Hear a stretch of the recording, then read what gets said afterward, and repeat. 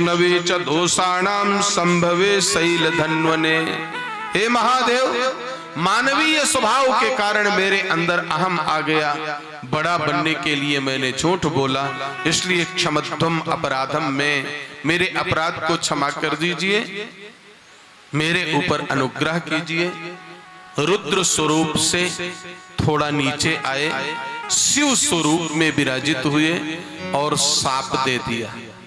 बोले जाओ ब्रह्मा, जगत पूज्य विष्णु होंगे, कोई भी कार्य बिना विष्णु के पूजा के पूर्ण नहीं माना जाएगा।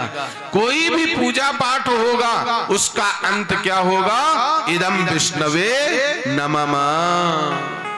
कायेन वाचा मनसेन्द्रियैर्वा बुद्ध्यात्मना वा प्रकृते स्वभावात् करोमि यद्यत् सकलम परस्मै नारायणायेति समर्पयामि।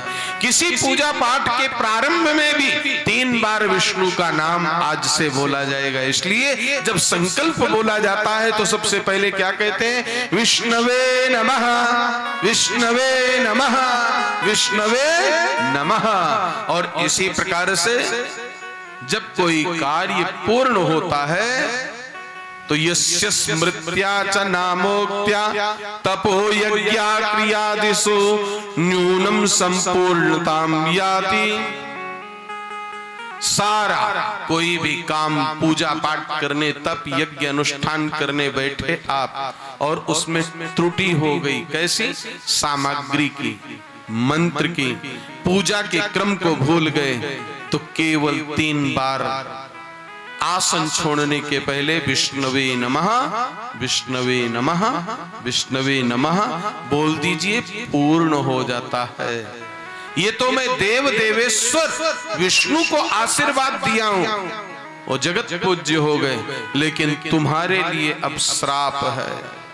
कहीं पर भी जगत में तुम्हारी मूर्ति स्थापित नहीं होगी, तुम पूजा के योग्य नहीं हो। केवल एक जगह पर सकल में पूजे जाओगे, सकल माने मूर्ति के रूप में पूजे जाओगे, और वो हमारे राजस्थान के 8 पृथ्वी के वैकुंठ में, जहां पर नारायण जल के रूप में रहते हैं, ब्रह्म सरोवर के तट पर ब्रह्मा मंदिर के रूप में माना जाता है। यहीं पर ब्रह्मा जी की सकल मूर्ति स्थापित है और पूरे ब्रह्मांड में कहीं पर भी ब्रह्मा जी की मूर्ति नहीं स्थापित है। एक परम विद्वान पाली के बहुत कर्मनिष्ठ ब्राह्मण जिद करके कर्नाटक में एक विशाल मंदिर बनाए और जगत पिता ब्रह्मा का अद्वितीय मंदिर जो कहलाता था, दूसरा मंदिर उन्होंने निर्माण कराया।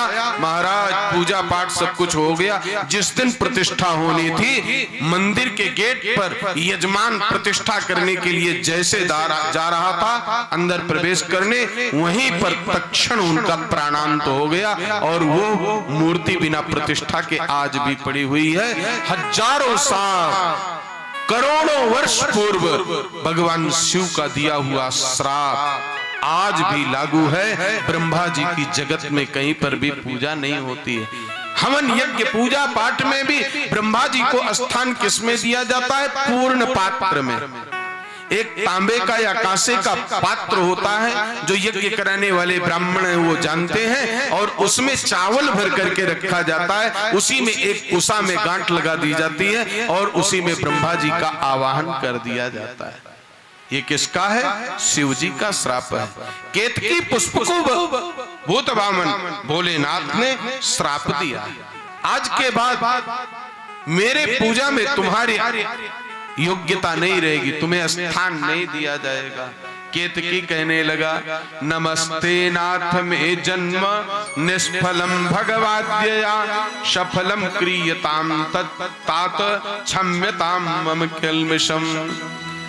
अज्ञान बस ये 4 मुख वाले ब्रह्मा के चक्कर में पड़ करके मैंने अपराध कर दिया। आप तो महादेव हो, मेरे ऊपर भी प्रसन्न हो जाओ।